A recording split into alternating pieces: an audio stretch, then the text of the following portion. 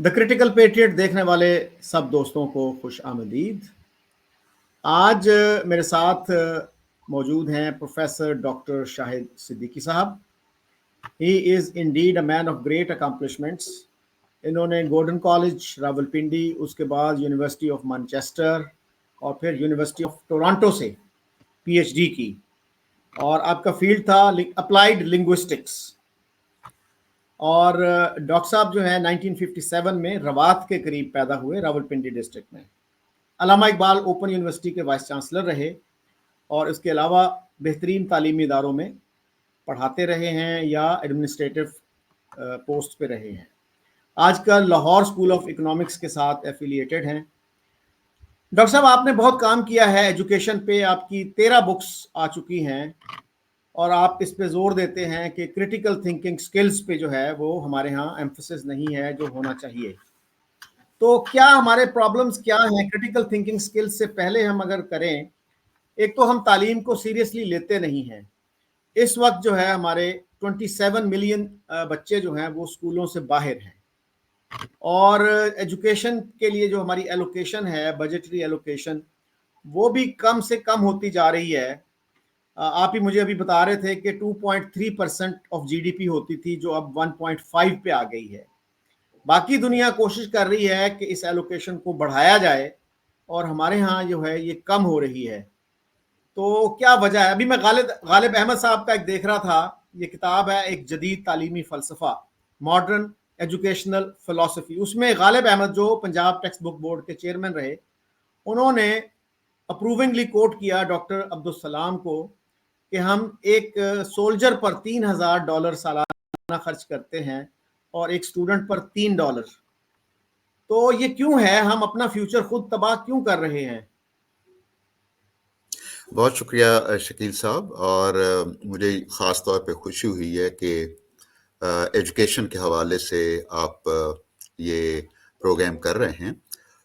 Education का जहाँ तक ताल्लुक़ है, इसकी अहमियत का, वो हमारी जो पहली एजुकेशनल कॉन्फ्रेंस हुई थी उसमें जो फाउंडर थे पाकिस्तान के कायद आज़म मोहम्मद अली जिन्ना, उन्होंने अपने पैगाम में कहा था एक तकरीर में कि ये education is a matter of life and death for Pakistan, और अगर पाकिस्तान को आगे बढ़ना है तो हमें तालीम पे तवज्जो देनी होगी।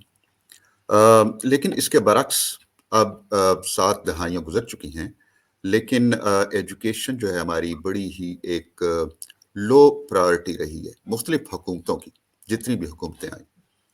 और इसमें ये है कि एक 21वीं सदी में हम दाखिल हो गए हैं, और ये सदी जो है ये इल्म की सदी है।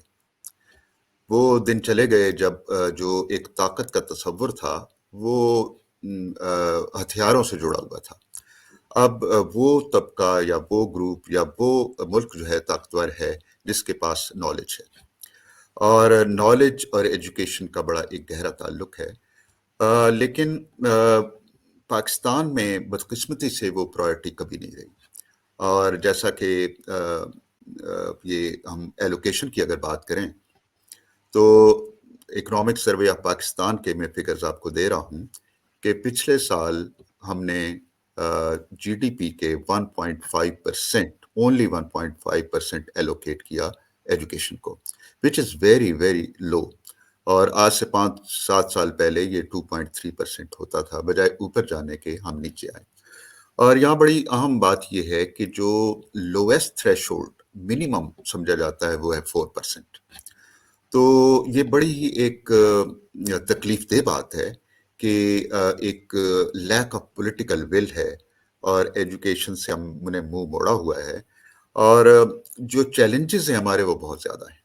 जैसा आपने जिक्र किया कि 26 मिलियन से ऊपर जो हैं बच्चे जो हैं वो स्कूलों से बाहर हैं, उनकी रसाई नहीं है स्कूलों तक। और एक लिहाज से पाकिस्तान बड़ा एक खुशकिस्मत मुल्क है कि यहाँ की आबादी में जो यूथ है इसका बहुत बड़ा चंक है, और इसको अगर प्रॉपरली हम यूटिलाइज कर सकें, इनको इक्विप करें एजुकेशन से, स्किल से, तो हमारे लिए बड़ी एक ब्लेसिंग है।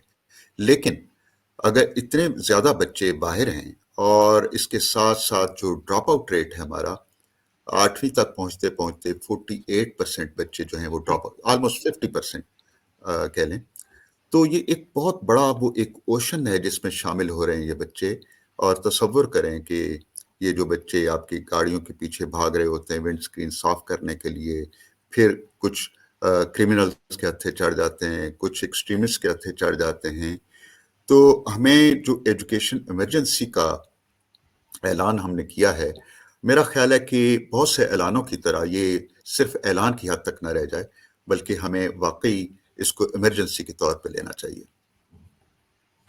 अच्छा डॉक्टर साहब, एक तो मसला ये है कि एलोकेशन कम है और स्टूडेंट्स का ड्रॉप आउट रेट ज़्यादा है, स्कूलों से बाहर बच्चे बहुत ज़्यादा हैं।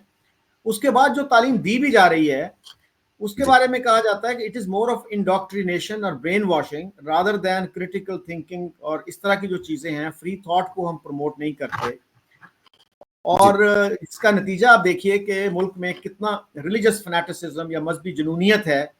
वो किसी शायर ने कहा था, जाने कब कौन किसे मार दे काफिर कह के, शहर का शहर मुसलमान हुआ फिरता है।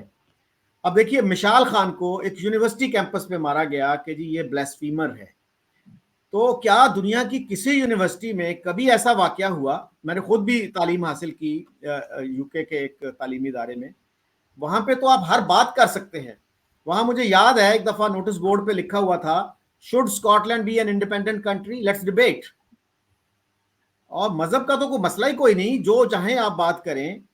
तो हमारे यहाँ जो है ये हम कहते हैं ये मसला भी सेंसिटिव है, ये भी सेंसिटिव है, तो सेंसिटिव मसलों की एक लिस्ट है पूरी। तो why ji do we have so many sensitive issues? क्यों हम फ्रीली जी बात नहीं कर सकते? ऐसा ही है। मेरा ख्याल है बड़ी एक सही निशानदही की आपने कि पाकिस्तान के जो एजुकेशन के चैलेंजेस हैं उसमें एक चैलेंज है एक्सेस का, कि ये बच्चे इतने ज़्यादा बाहर हैं। दूसरा अहम चैलेंज जो है वो क्वालिटी का है कि जो बच्चे पहुंच जाते हैं स्कूल के अंदर उनके साथ क्या होता है। तो अनफॉर्चुनेटली हमारे जो एक एजुकेशन सिस्टम है, मेन स्ट्रीम एजुकेशन सिस्टम है, उसमें एक ट्रांसमिशन बेस्ड पेडागोजी है। और इस पेडागोजी के 3 assumptions हैं। नंबर 1 कि knowledge is fixed and static, और इसी को टीचर ने उठा के बच्चों के जहन में डाल देना है। यानी इस हमारी एक रजत पसंदाना जो तालीम का निज़ाम है, उसके मुताबिक तालीम की डेफिनेशन ये है कि एक नस्ल से दूसरी नस्ल तक इल्म, महारतें और अक़दार वो मुंतकिल कर दें। तो ये जो एक इसमें पहली assumption जो है कि नॉलेज जो है वो स्टैटिक है, और दूसरी assumption ये है कि स्टूडेंट्स जो हैं वो एम्प्टी वेसल्स हैं या क्लीन स्लेट्स हैं, उन्हें कुछ नहीं पता। और तीसरी assumption ये है कि टीचर को सब कुछ पता है। और ये तीनों assumptions चैलेंज हो चुकी हैं। और इस ये जो पैराडाइम है जो हमारे मेन स्ट्रीम में राइज है इस वक्त, उस पैराडाइम का ऑब्जेक्टिव ये है एजुकेशन का कि कन्फॉर्मिटी सिखाना, बच्चों को तकलीद सिखाना। और हमारा जो असेसमेंट सिस्टम है वो भी इसी तरफ है कि एक वो रिकॉल का टेस्ट है, याददाश्त का इम्तिहान है। और बच्चे जो हैं, इसी को पॉलो फ्रेरे ने कहा था बैंकिंग कॉन्सेप्ट ऑफ एजुकेशन, कि कैसे आप बच्चे जो हैं करते हैं, रट्टा लगाते हैं और फिर उसमें ए ग्रेड भी ले जाते हैं विदाउट अंडरस्टैंडिंग। तो ये जो तीनों एजम्पशंस हैं ये चैलेंज हो चुकी हैं, और दुनिया अब ट्रांसमिशन से ट्रांसफॉर्मेशन की तरफ चली गई है कि एजुकेशन का मतलब कन्फॉर्मिटी नहीं है, बल्कि बच्चों के अंदर वो स्किल्स पैदा करनी है कि they should be able to ask questions.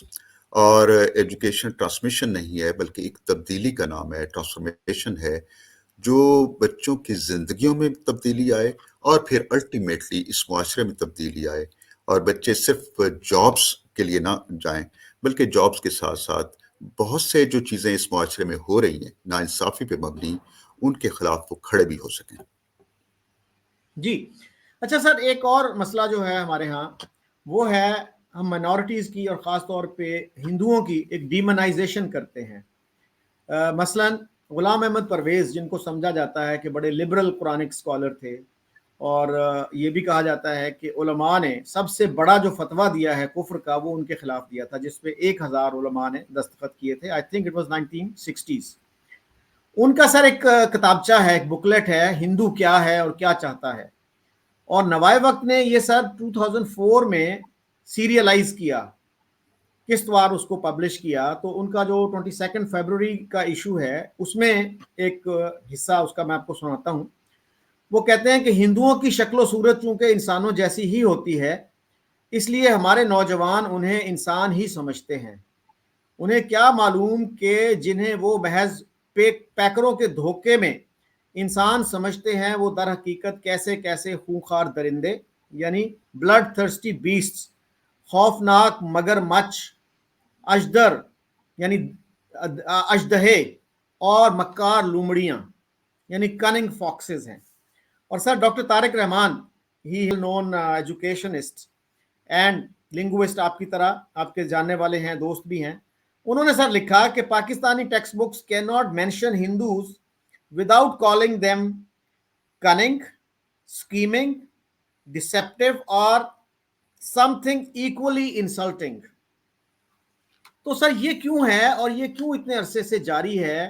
اب نوائے وقت جیسا جو مین سٹریم اخبار ہے اس میں اگر یہ چیز پبلش ہو رہی ہے، وہ بکلیٹ تو شاید ہی کسی نے دیکھا ہو آج کی نسل میں، لیکن آپ اس کو اگر ریپروڈیوس کر رہے ہیں تو کسی نے کوئی آواز بلند نہیں کی، کسی جرنلسٹک آرگنائزیشن نے، کسی ایکڈیمک آرگنائزیشن نے، کہ بھئی یہ جو چیز ہے یہ this is actually bad for your own country. آپ کے ہاں بھی ہندو رہتے ہیں، پوری دنیا میں ہندو ہیں، تو امریکہ میں رہنے والے ہندو، کینیڈا میں رہنے والے ہندو، آسٹریلیا میں رہنے والے ہندو، ان کے لیے ہم کیا میسج دے رہے ہیں؟ آپ کو انڈیا سے اگر گلا ہے تو آپ انڈیا سے گلا کیجئے. پوری ایک کمیونٹی کو آپ نے ایک ڈیمونائز کر دیا، لٹرل ڈیمونائزیشن ہے یہ. ٹھیک، میرا خیال ہے جو ہم گفتگو کر رہے تھے اسی کی کنٹینیوشن میں اس کوشچن کو لیں کہ جو ایجوکیشن کا نظام ہمارے ہاں ہے وہ کنفارمٹی کی طرف لے جا رہا ہے، اس میں کوشچن نہیں کر سکتے آپ. ٹیچر نے جو کچھ کہا، اور یہ ایک ڈسکورس جس کی ایک بڑی ایک پرومیننٹ مثال آپ نے دی، وہ ڈسکورس اور پاور کا بڑا ایک آپس میں ایک ساتھ ہے، ایک نیکسس ہے جو فوکو کا کی کتاب کا نام بھی ہے نالج پاور. تو ایک طاقتور طبقہ ایک خاص طرح کا ڈسکورس کنسٹرکٹ کرتا ہے، اسے لیجیٹیمائز کرتا ہے، اسے ایڈوکیٹ کرتا ہے، اسے پرپیچویٹ کرتا ہے. اور اگر آپ اس جو ہے ڈسکورس اگر اس کے ساتھ چلیں تو یو آر فائن، لیکن the moment you disagree with that you are condemned. تو بات وہی ہے کہ ایک ایسا نظام تعلیم جس میں بات کرنے کی آزادی ہو، جس میں سوچنے کی آزادی ہو، جس میں کریٹیکل تھنکنگ ہو، جس میں ڈس ایگریمنٹ کا ایک وہ اسپیس دیا جائے. انفارچونیٹلی یہ جو مثال آپ نے دی، پاکستان میں بھی ایسا گروپ ہے اور ہندوستان میں بھی اس طرح کے گروپ ہیں. لیکن اچھی بات یہ ہے کہ پاکستان میں اور ہندوستان میں بھی ایسے لوگ بھی ہیں جو ان چیزوں پہ بلیو نہیں کرتے ہیں، جن کے نزدیک یہ جو ڈفرینسز ہیں اس کا مطلب یہ نہیں ہے کہ ایک کمتر ہے اور ایک بہتر ہے. یہی جو ڈفرینسز ہیں، چاہے وہ ایتھنک ڈفرینسز ہوں، ریلیجس ڈفرینسز ہوں، لنگوسٹک ڈفرینسز ہوں، یہی ہماری کائنات کا حسن ہے. اور اگر سب کچھ ایک میلٹنگ پاٹ میں کر دیا جائے، چاہے ریلیجن ہو، چاہے لینگویج ہو، تو آپ تصور کریں کہ کتنی ہی ایک بورنگ یہ بن جائے گی. تو میرا خیال ہے کہ ایجوکیشن کا جب ہم تعین کرتے ہیں آبجیکٹو، تو ایجوکیشن ایک طرح سے چینج بھی ہے، ڈیولپمنٹ بھی ہے. اور جب ہم ڈیولپمنٹ کی بات کرتے ہیں تو یہ ڈیولپمنٹ کا کانسیپٹ جو امرتا سین کا کانسیپٹ ہے کہ ڈیولپمنٹ صرف اکنامک گروتھ نہیں ہے، بلکہ اس میں یہ فریڈمز بھی آتے ہیں، لائک پولیٹیکل فریڈم ہے، سوشل فریڈم ہے، اکنامک فریڈم ہے، اور فریڈم فرام بائسز بھی ہے. یہ جو ہمارے پرانے وہ بائسز ہیں ان سے نکل کے دیکھیں، اور صرف ایجوکیشن ایک ایسا ٹول ہے جس کو یوز کر کے ہم ہمارے جو اسٹوڈنٹس ہیں ان کو یہ سکھا سکتے ہیں کہ کوشچن کیسا کیا جائے اور ان بائسز سے اپنا دامن کیسے چھڑایا جائے. جی ڈاکٹر صاحب میرا خیال ہے انڈیا میں ایک تو ٹیکسٹ بکس کے علاوہ بھی مطلب اس طرح کی ڈیمونائزیشن میرا نہیں خیال کہ مسلمانوں کے بارے میں کی گئی ہے. کسی نے اگر انڈیویجولی کی ہے وہ ایک الگ بات ہے اور اس کے خلاف بھی بہت پش بیک آتا ہے. اور یہ جو بات ہے ایک مین سٹریم اخبار اس طرح کی چیز لکھ رہا ہے انڈیا کے, اگر کسی مین سٹریم اخبار میں ایسی چیز چھپ جائے تو آپ امیجن کر سکتے ہیں کہ اس کا انڈیا میں, بنگلہ دیش میں, پاکستان میں کیا ریئیکشن ہوگا. تو وہاں پہ سر ایک اخبار ہے ملی گزٹ, ایک مسلم فیملی اون کرتی ہے اس کو. اس میں ایک آرٹیکل چھپا 2011 میں کہ Hinduism is a violent faith. ایک ہندو کا لکھا ہوا تھا لیکن ایک مسلمان پیپر میں یہ چیز چھپی اور اس کے خلاف کوئی ریئیکشن نہیں ہوا. کسی نے اس کے اخبار پہ جا کے اٹیک نہیں کیا, اس کا جناب کو ایڈیٹر کو اریسٹ نہیں کیا گیا. اور ہمارے ہاں آپ دیکھیے کہ یہ جنید حفیظ کی سٹوری ہے جو امریکہ سے پڑھ کے آیا, ایک برائٹ ینگ مین, اور وہ ملتان یونیورسٹی میں لیکچرر تھا اور اس پہ بلیسفیمی کا چارج لگا اور اس کے وکیل کو his lawyer was gunned down in broad daylight. اور اب وہ نوجوان جو ہے وہ ڈیتھ رو پہ ہے, غریب فیملی ہے اس کی, they cannot pay the expensive lawyers. تو اس طرح کی جو سچویشن ہے کہ آپ بلیسفیمی کا چارج لگا دیں, اور بلیسفیمی کا چارج آپ کو پتا ہے صرف سیکولر لوگوں پہ نہیں لگتا. ثناء اللہ, مولوی ثناء اللہ تھے ایک اہل حدیث قصور میں, ایک مولوی صاحب نے ان کے خلاف تقریر کی. انٹرمیڈیٹ کا ایک اسٹوڈنٹ تھا افتخار ڈوگر, اس نے جا کے ان مولوی صاحب کو مار دیا, عمر قید کی سزا ہو گئی تھی افتخار ڈوگر کو. گجرانوالہ میں سر جماعت اسلامی کا ایک سپورٹر تھا, سجاد فاروق غالباً نام تھا اس کا, حافظ تھا وہ, اس کو مار دیا گیا. اور جس مسجد میں ان کے خلاف اعلان ہوا تھا کہ جی اس نے بلیسفیمی کی ہے, وہ اسی مسجد میں پھر ان کے قتل ہوئے. ان کو لوگوں نے پولیس کی کسٹڈی سے چھڑا کر مارا. کوئٹہ میں آپ دیکھیے کہ ایک پولیس کی کسٹڈی میں پولیس کے بندے نے اس کو مار دیا, ایک الیجڈ بلیسفیمر کو. پھر سندھ میں ابھی ہوا, ایک ڈاکٹر کو, میڈیکل ڈاکٹر کو ایک سینئر آفیسر نے, پولیس آفیسر نے مار دیا, اور اس کو پھر ہمارے مولوی حضرات جو تھے وہ مبارکباد دینے پہنچے ہوئے تھے. تو سر یہ جو ہیں رویے, یہ کہاں سے آئے اور ان کا کیا تدارک ہے؟ کیا ہمارے جو تھنکنگ سیکشنز ہیں will they stand up and be counted؟ نہیں, میرا خیال وہی ہے کہ جب تک ہم اپنے مائنڈ سیٹ کو, اور اس کا وہی ہے کہ اویئرنیس پیدا کی جائے, اور جو سکولز ہیں یا تعلیمی ادارے ہیں جو کس زمانے میں بہت پاورفل ہوا کرتے تھے, اب شاید ایک اور سوشل انسٹیٹیوشن آ گیا ہے جو اس سے بھی پاورفل ہے, وہ ہے میڈیا. تو جہاں سکولز کا یا تعلیمی اداروں کا رول ہے, وہاں میڈیا کا بھی رول ہونا چاہیے کہ یہ جو ہے ایک ہارمنی جو ہے وہ سکھائی جائے, ایک دوسرے کی بات سننے کا حوصلہ جو ہے ہونا چاہیے. ایک دوسرے سے ڈس ایگریمنٹ کا مطلب یہ نہیں ہوتا کہ آپ میرے اینی بن گئے ہیں.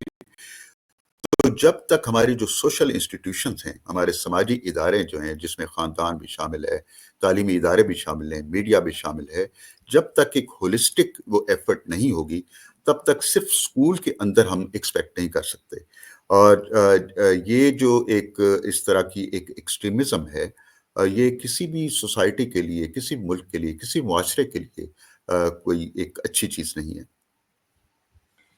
اچھا سر, ایک ہمارے ہاں ایجوکیشنسٹ ہیں ادھر ڈاکٹر ناظر محمود نا, ان کا بھی میں نے انٹرویو کیا, he also rights a column. تو وہ اب یہی بتا رہے تھے کہ انڈیا میں کم از کم جو ٹیکسٹ بکس ہیں ان میں اس طرح کی چیز نہیں پائی جاتی جیسی کہ چیزیں ہم نے پاکستان کے ٹیکسٹ بکس میں بھر دی ہیں, اور اس کا جو نتیجہ ہے پھر وہ ہمارے سامنے ہے. پروفیسر انوار احمد جو ملتان یونیورسٹی میں پڑھایا کرتے تھے, انہوں نے ایک واقعہ لکھا کہ کوئٹہ یونیورسٹی میں ایک صاحب تھے پاکستان اسٹڈیز کے ہیڈ آف دی ڈپارٹمنٹ تھے, تو وائس چانسلر آ گئے ایک ملٹری سے, وہاں پہ ریٹائرڈ بریگیڈیئر تھے شاید. تو انہوں نے کہا پروفیسر صاحب آپ نا پاکستان اسٹڈیز کے اس موضوع میں نا ریسرچ کروایا کیجئے. تو انہوں نے کہا سر اس مضمون کا بھرم اس وقت تک ہے جب تک اس میں ریسرچ نہ ہو. تو یہ سر اگر ہم واقعی کریٹیکل تھنکنگ سکلز کو یوز کر کے مثلا ٹو نیشن تھیوری پہ ریسرچ شروع کر دیں تو وہ تو شاید پھر اسکروٹنی کو برداشت نہ کر سکے.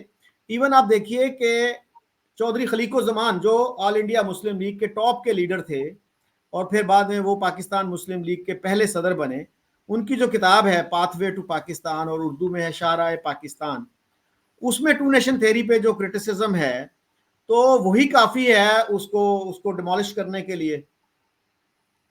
جی ناظر میرے بڑے اچھے دوست ہیں اور جی کافی عرصے سے ہم آپس میں انہی موضوعات پہ گفتگو کرتے ہیں اور وہ بھی بڑے ریگولر لکھنے والوں میں ان کا شمار ہوتا ہے۔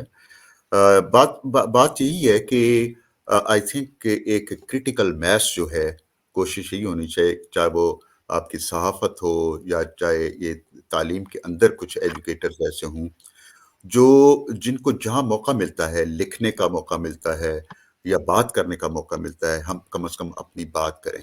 اور ایک آپٹمسٹک ویو یہ ہے کہ ایک وقت آئے گا کہ یہ جو ریپلز کریٹ ہوں گے اور یہ چیزیں جو ہیں جو ایک ایکسٹریمزم جس کی آپ مثال دے رہے ہیں، اور کسی طرح کی وہ ایکسٹریمزم ہو سکتی ہے، ریلیجس بھی ہو سکتی ہے، ایتھنک بھی ہو سکتی ہے، لنگوسٹک بھی ہو سکتی ہے، تو یہ چیزیں جو ہیں ان کا خاتمہ کرنا ہوگا۔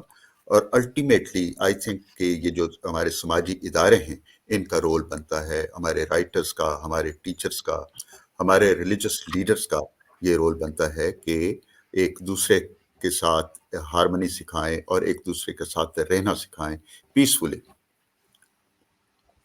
اچھا سر، اب آپ کے علم میں ہے کہ ممتاز قادری جس نے گورنر سلمان تاثیر کو مارا 2011 میں، اس پہ ہمارے اسلام آباد جیسے شہر کے جو سمجھا جاتا ہے کہ انلائٹنڈ شہر ہے نسبتاً، وہاں کے وکیلوں نے، جو ایک پڑھا لکھا طبقہ ہوتا ہے، انہوں نے پھولوں کی پتیاں برسائیں ان پہ۔ تو اس رویے کو آپ کیسے دیکھتے ہیں؟ اور بہت سے پولیٹیکل پارٹیز جو ہیں وہ ان کی سپورٹ میں آ گئے صاحب نے۔ ٹھیک ہے کہ کچھ علماء نے بھی، کچھ جو اسلامک اسکالرز تھے انہوں نے کرٹیسائز بھی کیا اس کو، لیکن by and large Jamaat Islami جیسی پارٹی بھی جو ہے نا وہ ممتاز قادری کو ہیرو قرار دیتی ہے۔ تو یہ جو ہے اس رویے کو کیسے کاؤنٹر کیا جائے گا؟ کیا ہمارے جو پولیٹیشنز ہیں، جماعت اسلامی کو سمجھا جاتا ہے ایک ماڈریٹ پولیٹیکل پارٹی ہے، تو وہ بھی جب اس طرح کے اس میں آ جاتے ہیں تو کیا یہ پاپولزم ہے؟ کیا ہے یہ؟ میرا خیال ہے کہ یہ تو بہت ساری مثالیں اب ہم دے رہے ہیں۔ میں نے تو وہی بات کی ہے کہ آئی تھنک کہ ہم سب کا ایک رول بنتا ہے، ٹیچرز کا، جرنلسٹ کا، رائٹرز کا، آپ جیسے اینکر پرسن جو ہیں ان کا، کہ ہم اپنی بات جو ہے اس کو آگے لے کے جائیں۔ اور یہ جو ہے تعلیمی ادارے جو ہیں یا چینلز جو ہیں ان کو استعمال کیا جائے کہ کیسے اس ایکسٹریمزم سے اور یہ جو ایک فکری ایک ایکسٹریمزم ہے اس سے کیسے ہمیں نجات ملے۔ اور ایسے لوگ ہیں پاکستان میں بھی ہیں جو یہ کام کر رہے ہیں، بس یہ ہے کہ ایک ریپل ایفیکٹ ہونا ہے۔ اور آئی ایم ویری آپٹمسٹک کہ ایک وقت آئے گا یہ کرٹیکل میس بڑا ہوتا جائے گا۔ اچھا سر، یہ کیا درست ہے کہ علامہ اقبال نے فری تھاٹ کو یا آزادی افکار کو کہا کہ یہ شیطان کی ایجاد ہے، اور جدید تعلیم جو ہے یہ الحاد بھی ساتھ لے کے آتی ہے، یعنی ایتھیزم ساتھ لے کے آتی ہے؟ اقبال کے ہاں مختلف اوقات میں مختلف ان کے نظریات ملتے ہیں، لیکن میرا خیال ہے اقبال نے بہت زیادہ اس پہ زور دیا ہے اپنا ریسرچ کے حوالے سے، تحقیق کے حوالے سے اور کریٹیکل تھنکنگ کے حوالے سے۔ اور لیکن جو ایک شاعر ہوتا ہے مختلف اس کے دور ہوتے ہیں تو شاید وہ بھی مثالیں مل جائیں، لیکن ایسی بھی مثالیں ہیں کہ جس میں وہ خاص کر تعلیم کے حوالے سے بھی کافی ان کے اشعار ہیں، جس میں ایک ایسی تعلیم جس میں تحقیق ہو اور جس میں سوچنے کی مختلف راہیں ملے۔ اور بہت زیادہ کرٹیسم انہوں نے کیا ہے اس سوچ پہ کہ ایک جو جامد سوچ ہے۔ اچھا سر، کریٹیکل تھنکنگ سکلز کو پروموٹ کرنے کے لیے کون سی کتابیں یا کون سے آتھرز کو، کن چیزوں کو، کوئی ویب سائٹس ہیں ایسی جن کو آپ جی پروموٹ میں کرنا ہاں چاہیں گے؟ ادھر آنے سے پہلے اقبال کا ایک شعر مجھے یاد آ رہا ہے کہ اقبال نے ڈائگنوسس کیا اس ملت کا، اور کہ اس میں وہ ہے کہ، اور میرا خیال ہے کہ بڑا وہ ہماری جتنی گفتگو ابھی تک ہوئی ہے اس سے لنک ہو رہا ہے کہ باقی نہ رہی تیری وہ آئینہ ضمیری، ملت کو مخاطب کر کے کہہ رہے ہیں، باقی نہ رہی تیری وہ آئینہ ضمیری، اے کشتہ سلطانی و ملائی و پیری، کہ یو آر وکٹم، اور وکٹم کس کے ہو تم؟ اے کشتہ سلطانی ہو، کنگ شپ جو ہے، ملوکیت جو ہے، سلطانی و ملائی اور ملاز اور پیری پیر، ان تینوں میں مشترک چیز یہ ہے کہ ان تینوں کی آپ تقلید کرتے ہیں، اور یہ ایک طرح سے ایک ڈائگنوسس ہے کہ جب تک آپ یہ بلائنڈ فالوئنگ یا کنفارمٹی جس کی ہم نے بات کی تھی اس سے نہیں ہٹیں گے تو آپ کی بیماری جو ہے، اور بیماری کیا ہے، ایک جو مینٹل کالونائزیشن ہے، وہ جو اس وقت ہماری یہ قوم سفر کر رہی تھی۔ جہاں تک آپ کا سوال یہ ہے کہ کون سی کتابیں، تو میرا خیال ہے کہ میں آپ کو صرف یہ شیئر کر سکتا ہوں مجھے کن لوگوں نے اور کن کتابوں نے متاثر کیا۔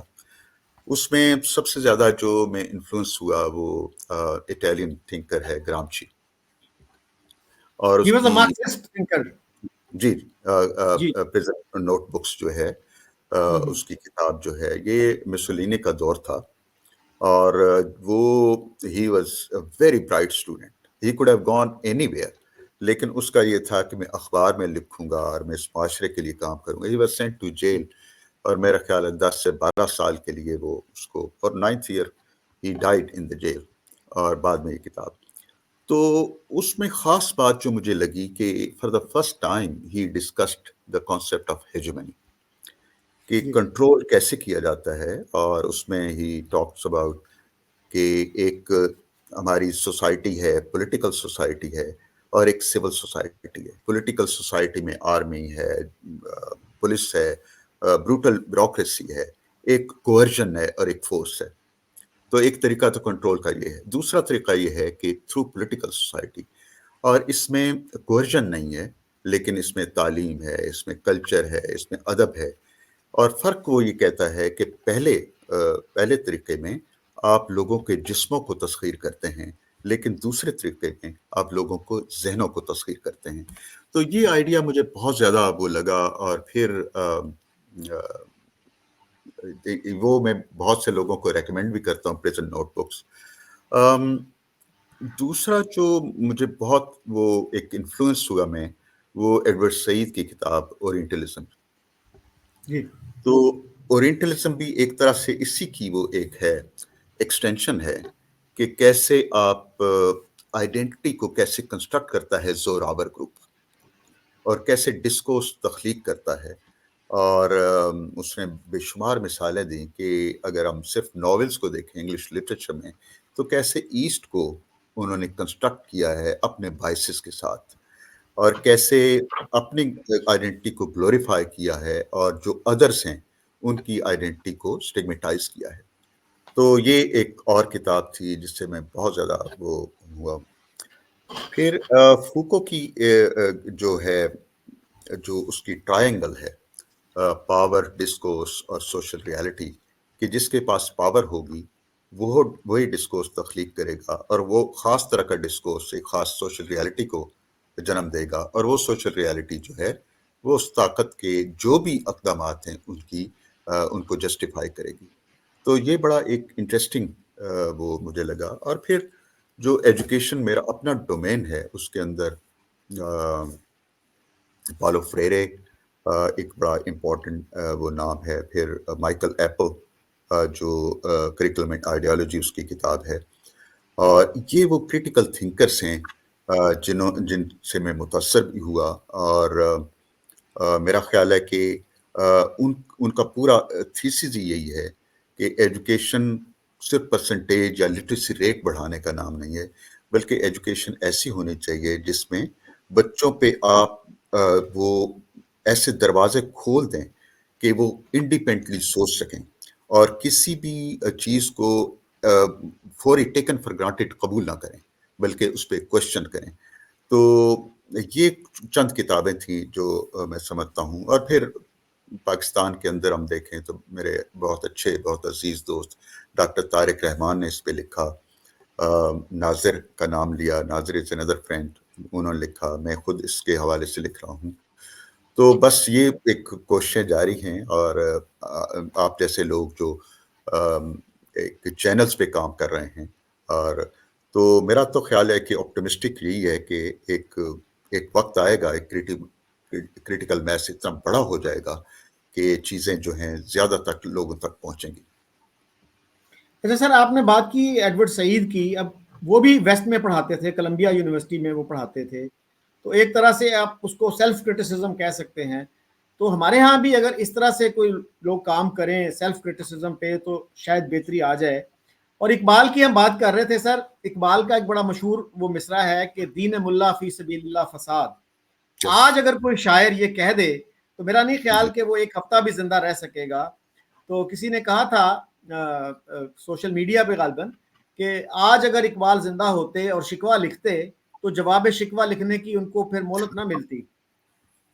اور ان کے بیٹے جاوید اقبال نے ایک دفعہ کہا، مجھے یاد ہے اخبار میں اسٹیٹمنٹ چھپی تھی کہ اگر آج اقبال زندہ ہوتے تو پاکستان چھوڑ کر آسٹریلیا سیٹل ہو چکے ہوتے.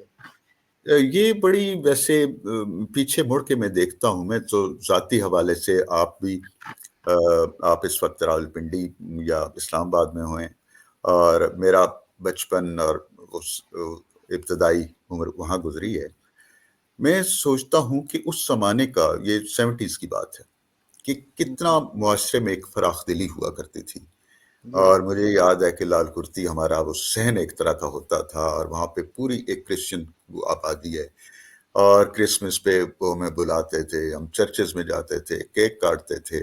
وہ تو with the passage of time instead of growing more understanding, یہ جو وہ آئی ہے کہ ایک دوسرے سے عدم برداشت یا عدم رواداری، یہ آئی ڈونٹ نو کہ ہم اپنے آپ کو زیادہ ایجوکیٹڈ سمجھنے لگے ہیں، اس کے باوجود ذہنی طور پہ ہم وہ شاید فراخ دلی نہیں رہی ہے باقی.